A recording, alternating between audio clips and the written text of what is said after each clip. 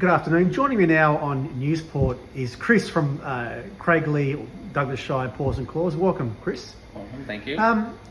You're sitting in front of me today because you want to talk about the latest dingo situation in the Shire.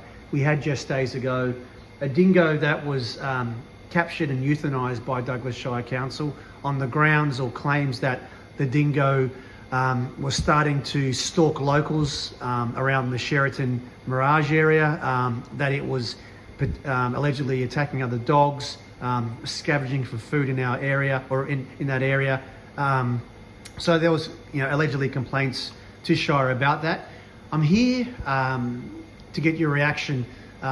What are your thoughts about, honest thoughts about the dingo being captured and subsequently euthanised just days ago? Yeah, pretty heartbreaking. I mean, I've worked with dingoes closely myself in New South Wales, where you can have dingoes as pets. So it is heartbreaking that there was no other option brought about. Unfortunately, dingoes aren't protected, which is really horrible. But at the end of the day, it got to this point because people were feeding it. People were making aware that the dingoes were there. So yeah, it is heartbreaking that no other options seem to be available. Just on that, if I may just comment. So that's the big conversation point right now is, okay, if the dingo was captured and euthanised, what about the potential prior to this? If the dingo is captured, what about a discussion around relocation? There's a talk about if it was relocated, perhaps if it's by itself, it'd be killed by another pack or whatever. But what are your suggestions? What would be potentially an ideal situation in regards to the correct or potential relocation of a situation or a dingo like this? Yeah, look, there's options. It's not easy, but I mean, I know myself, Paws and Claws, we would have come to the table and look at a way to relocate this dingo either to a wildlife centre or to a sanctuary down in New South Wales where there are lots of them and they're not together, they're all separated.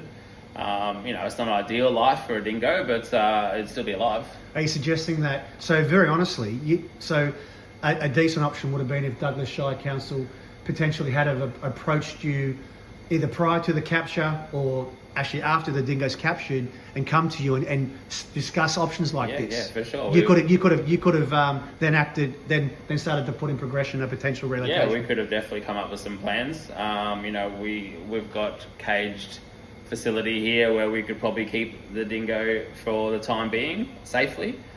And look, the amount of people that are concerned about it, I'm pretty sure a GoFundMe page would be done, and the funds would be available. Another interesting conversation piece of this whole topic is the fact that, we relocate potentially, I hate to use the word troublesome, but we relocate crocodiles in the area. Yeah. Why couldn't a little dingo potentially be relocated? That's the question. I mean, as I said, dingoes aren't protected. Farmers have been shooting them for years.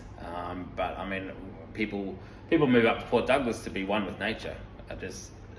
They're part of where we live, especially the rainforest. There's not a lot of them that live up here. So we could have done something. We could as a community, we could have done better. And so you can, with that said, you can understand the community sentiment around the Shire at the moment that, from the communication I'm having, there are a lot of unhappy people as a result of this, and you can understand that.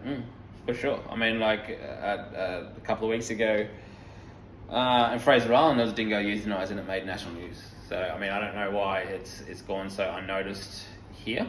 And the dingoes are only like this because of us, feeding them and that sort of stuff. That they're not bad animals. They'll avoid us at all costs, but because we feed them and everything, of course they're going to come and scavenge around us and go where the food is. Sure. Yeah. Chris, thanks for giving us your time today. Yeah, welcome.